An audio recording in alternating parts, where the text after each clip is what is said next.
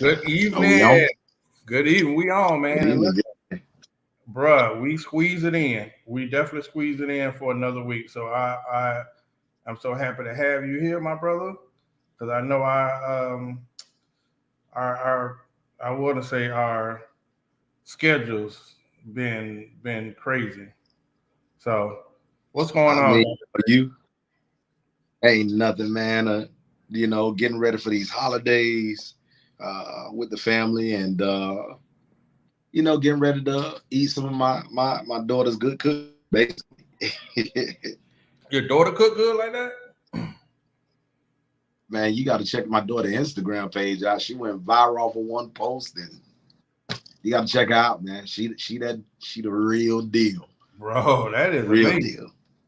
That is amazing. I retired. I used to be cocky, right? I used to like saying how I'm cooking all these dishes. And one year I told my mom, sit back, I got you. I'm going to cook Thanksgiving dinner. Bro, I respect every mama, grandma, auntie that ever cooked Thanksgiving dinner because, bro, that is truly a labor of love, my man. That's ridiculous. Man, I just I last year my daughter did it for us last year as well, and I'm just kind of I'm reminded of how my grandma would start doing that thing a day ahead of time, 2 days ahead of time, with all the getting the pre things together. And you know uh you and I were talking earlier, and we were talking about everybody going over to honey baked ham. Man, I remember, man, my grandma got that ham ready, you know what I'm saying, with the pineapples on top, the whole nine. Man, I smell it right now, you know what I mean. So it's when I think about the root of it all, and looking back, and just reminiscing over good times, basically, to say it makes me look forward to tomorrow for sure. I think that's what the ministry and that was way back then. We didn't get it then, but grandma and mama always wanted everybody to come around and just fellowship together as a family. Bro, you get a little older, you Yeah. value those moments so much. I tell you, when it comes to this song, this Christmas, I don't know, I think it's Hail Mary, and one of them sang it.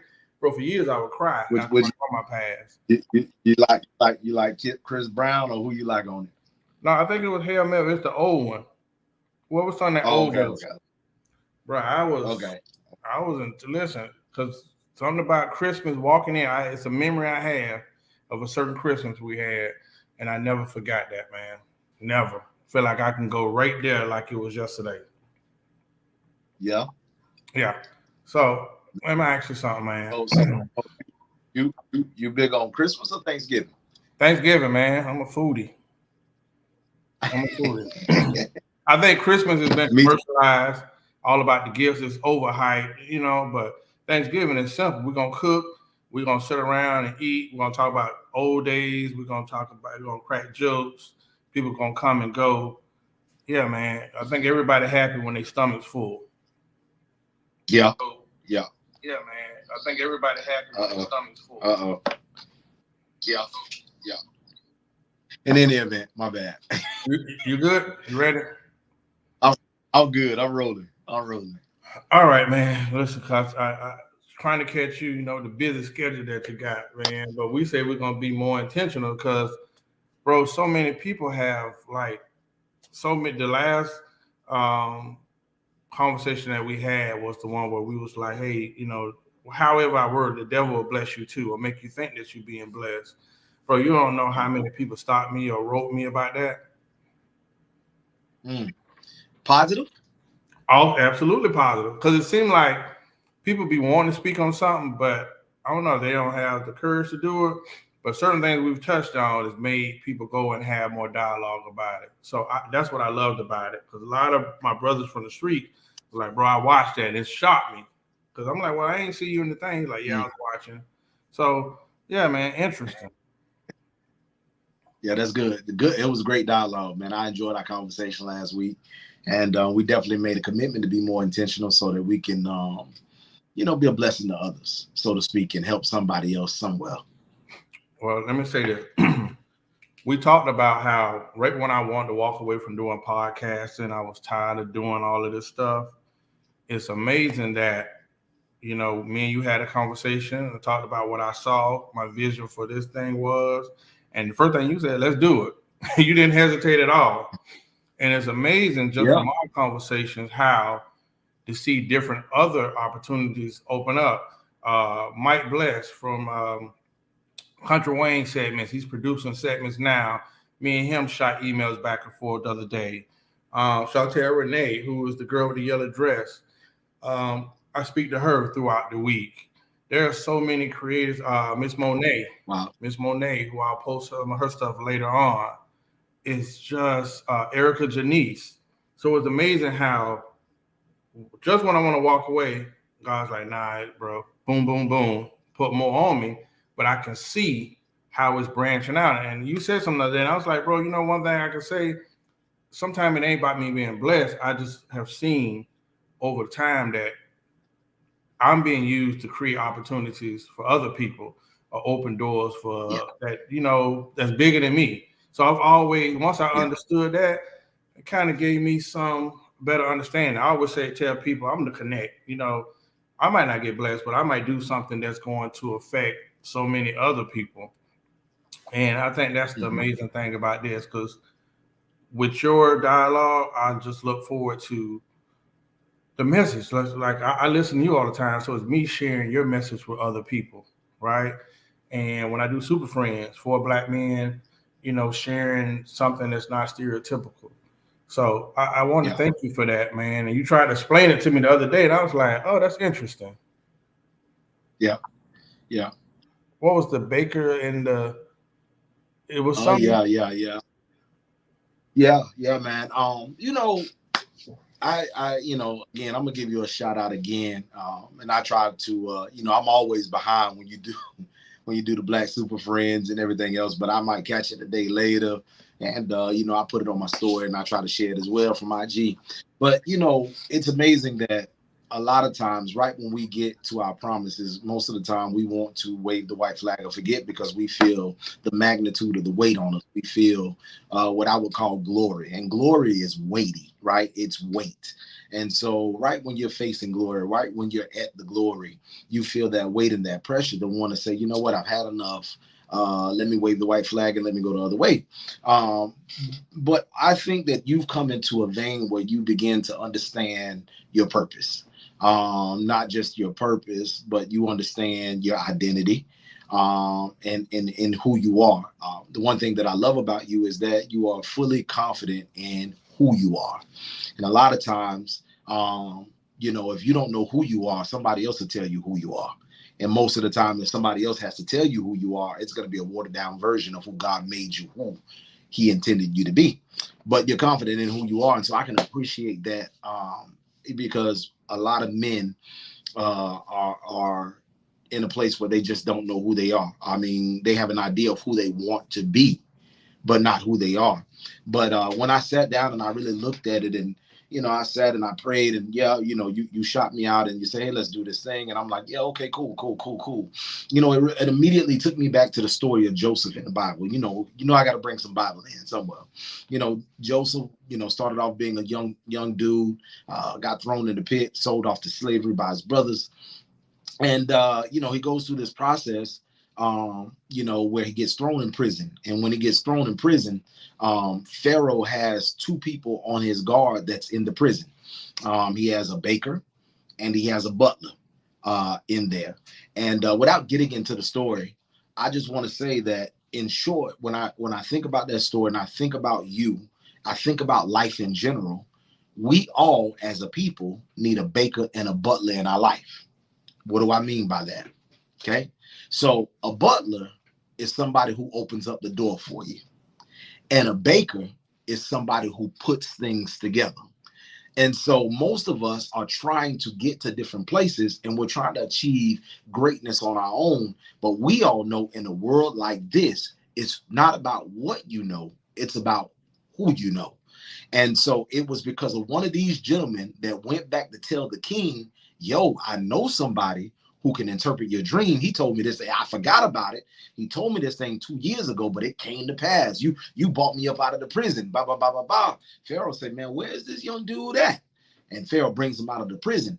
And of course, that's history. He interprets Pharaoh's dream. He becomes second in charge over all the nation of Egypt and all of the world. He's the second most powerful man in the world. So much so, now the same brothers that sold him into slavery, they come back and they say, we don't know who you are. He plays a game with them and say, man, look, y'all trying to steal my stuff. But he was just trying to see his brother and his father again. But they were afraid for their lives, right? Now he's the second most powerful man in all of the world. And here it is. He's not talking in the native Hebrew tongue. He's talking in Egyptian. So he's acting like he doesn't understand them and they don't understand him for sure. But he understands them the whole while. But after, they come to know each other, they say, man, look, man, we sorry for treating you like that. We sorry for mishandling you like that. And he turns around and it's in Genesis 50. He said, man, look, you meant it for evil. But God turned this thing and worked it out for my good. So in short, you know what I mean? You're that dude. You are the baker and the butler. You understand what I'm saying? And everybody needs them a Horace Towns in their life. That's basically what I wanted to tell you. Listen, thank you for that. Thank you for that. I was just telling somebody earlier how big and men affirmations is. I think that's the word I'm looking at, affirmation, right? So, and somebody else taught me, like, it takes a man, no matter me saying, feeling like I had some gifts or felt like I had some talent, bro, I remember Javon White one day set me down. As much as I pour into him, he's like, bro, listen, you got this. You can do this, da-da-da. And for him doing that, bro, it made me put my chest out a little more. Because, okay, I'm certified. Same thing with you. Yeah. I heard a conversation that I wanted to have, and I'll have a conversation with you, and you break it down. You're going to give me a good talk. You're going to give me that scripture. And, bro, like, for somebody to say, man, hey, keep doing what you're doing, especially with men, I don't think we had that conversation enough. You know what I mean? That affirmation from a man to another man. I know when I had issues with my dad, no matter how much I felt about him, I still was trying to get his respect, trying to get the affirmation from him. Oh, yeah. But I mean, we all need a baker and a butler. And a lot of us, and I'm not saying that we should look for people or proposition people for opportunity. You understand what I'm saying? God will divinely and providentially put these people in your life for them to be a blessing to you. The issue is a lot of us don't know how to discern who God sent and who the enemy sent. Because when God wants to bless you, somebody in your life. And when the enemy wants to take you out, he'll send somebody in your life. The issue is a lot of us don't know how to discern either or. Man, now that might be the best piece I've heard so far. That is it. That is it. Bro, because sometimes you'll just give that's what you do in your video. You get that nugget and be like, dang, so simple, but it'd be so impactful. That's what I love about the IG moment. Man, I love it, man. I appreciate your support. It's just that when the Lord hit me and say, hey man, go share this with the people, I might, most of the time it's in the car, when I'm riding, I'm doing something, or I might be walking somewhere and he'll say, hey, tell the people, and it's God inspired. It's not me trying to get attention or anything else, man. I've been running it for about a year straight now, and it's grown and it's doing pretty well. It's doing really well. It's doing really well. Let me ask you something. I only had two things for you tonight. Ego. Okay. Ego is everything to a man. There are a lot of jokers in prison right now wishing that they didn't give their ego so much power. And I think as a man, our ego is probably 90% responsible for a lot of stuff that we do, the way we act, the way we respond to things, the way we view things. Our ego gets us into fights. Our ego gets us killed. Our ego makes us cheat. Our ego affects the way we love someone else. I can do a whole list of ego attributed things. And it's amazing that I heard a quote one day say, the ego must die. And I never really understood that until I got in a relationship. Like, at some point, the ego had to die. But I can go a lot of places with the conversation of ego. But I ask you, like, what does the Bible say about ego? Because as men, that one thing, bro, gets us in so much trouble, or it rules us for a long time. Absolutely. So a lot of people wouldn't understand this, but ego is directly tied to pride, right? Mhm. You know, some of us, we say, oh, it's a such thing as good pride and it's a such thing as bad pride. But we know that, pride and ego is definitely correlated, right? Uh, the enemy's ego, at the time, his name was Lucifer.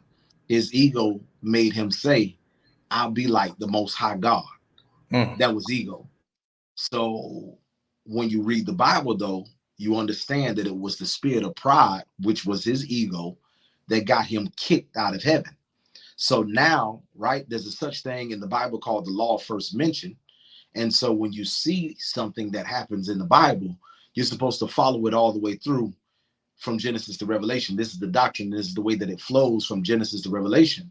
And so we see the enemy raises up in pride, but then you continue in the Bible and you'll see that God says, if you want to go up, you got to first go down. Let me give you Bible. It says that he who humbles himself will be exalted, and he who exalts himself will be humble.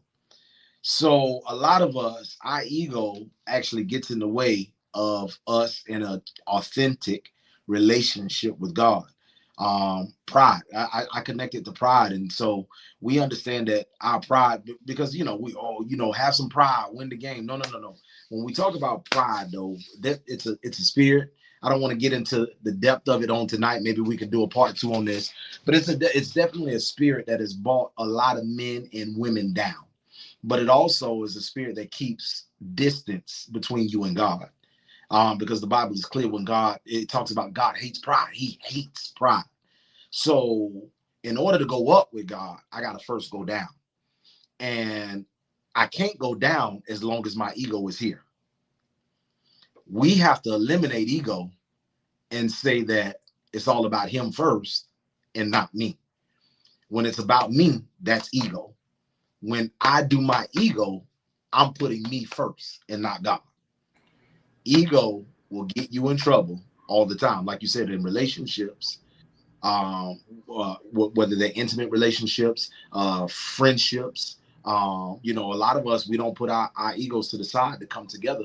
Us as a people, our egos a lot of time keeps us separated, right? Because we feel like we know more than the next guy, or that guy feels like he knows more than me. And so instead of us bringing our superpowers together, so to speak, we stay on two different corners, and hence we are weaker rather than stronger in that sense. Yeah, I'm glad you said that, because let me give you some examples of ego. And I wish if we taught that more. That's one thing I love about you. I love about Miles Monroe. I love about TD Jakes, because a lot of their sermons, there are a lot of sermons where they go at men. Like, hey, this is for the Yeah. men. I love that. I always wanted to go to, I think it was called Manpower in Dallas. TD Jakes will have annually. I just thought that was so big when I was seeking, just like I want to get outside and understand some things. And when I mentored some young men, I was telling them, like, the ego is gonna get you in trouble, and I had to try to break it down, bro. Dude robbed you, or you got into a situation, and people boosting you up. You respond off your ego and pride, which you say is tied together. But after you kill this person, and you get into a situation, yeah, everybody's satisfied, but you bear the consequences. Like, nobody ever talks about the shooter, you know, after you go back to that shooter who's committed a crime and interview him in jail and ask him, is it really worth it? Look at Right. a situation with, I always say this, I said this on the show, which is controversial. Hey, a man, they say, well, if a woman cheat on a man will leave. I said, no. I said, let me give you a disclaimer to that. Most times that does happen and a man will stay. What makes a man leave is if other people find out about it, because now his pride and ego is damaged. So that ego has some layers to it. And I just know that those are a lot of things I did off ego. And now I'm just so mellow. And I can't explain where that mellow came from, but that ego was something I just wish we touched on more as leaders or mentors, So pastors. Check this out. We talking about this ego, and we can insert pride for the word ego. Check this out. I wrote this down, and I was sitting there meditating about it because, again, pride is something that God, he abhors it. He hates it, right? But check this out. What pride does is it tricks yourself into believing that the rest of the world revolves around you. That's the first thing, right? So you can insert ego where I say pride, right? So I'm gonna say it again. Pride tricks you into believing that the rest of the world revolves around you, right? Pride is just another way to say I rely on self rather than God. You can insert ego there. Pride comes before the fall, right? This is number 3. Pride comes before the fall. Pride convinces itself the fall won't kill.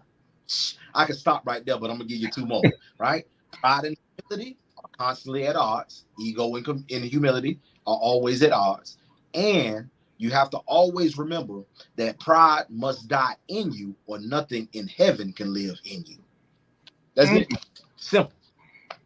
It's simple. That sounds simple. I know a lot of times, bro, I was this close to jail because feeling like somebody tried me. You know how it is. Like, boy, that joke tried me. I can't sleep. In one of those things, though, you can insert the word ego because it's the same thing, right? The most powerful thing out of all of that, though, was in order for heaven to live in you, pride has to die in you. But as long as pride or ego is alive in you, ain't nothing in heaven that's going to exist in you. Period. Okay. I'll put my period. Yeah, listen. I told you it was short this week. I didn't have a lot for you, man. I that was something that was on me because I seen a situation where these young men were going back and forth. A lot of the crime is going back and forth because of personal beefs, but it's really people boosting them up. Oh, he did that. Oh, nah, bro, you gotta go get him. And I'm like, man, I wish somebody could like grab y'all guys for just a little minute and understand like nobody wins in this situation. And the people hyping you up, they're gonna be good after you go to jail or one of y'all go to a box, man. And that's probably what disturbs me the most, man. Yeah, so that's all man, look, I enjoyed it. Whoever's listening, do us all a favor, like, share, comment, get the word out. Talked about basically bakers and butlers, and we talked about ego and or pride, and this will bless your life, especially as we get ready for the holiday season. We understand that it's not about you, your ego, it's all about others, right? God, Bible says it's better to serve, right, than to be served.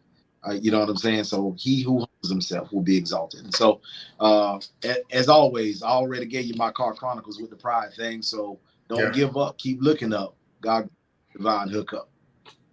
All right. Hey, whatever you celebrate tomorrow, celebrate family. Make sure you love on the people because next Thanksgiving might not be there. It's arrogant to think that you got tomorrow. So enjoy today and love people anyway. So thank y'all for joining us. While we go live, we usually do these segments and break them out. But thank y'all for allowing us to come into your homes and your cell phones this evening. See y'all next week.